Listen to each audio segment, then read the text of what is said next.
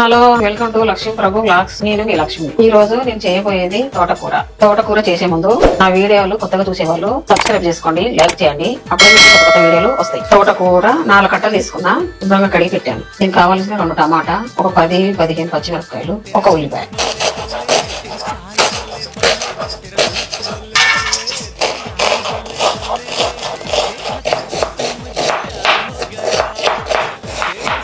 మూడు స్పూన్ల oil, 1 spoon శనగపప్పు, ఎండుమిరపకాయ గింజలు 1 స్పూన్,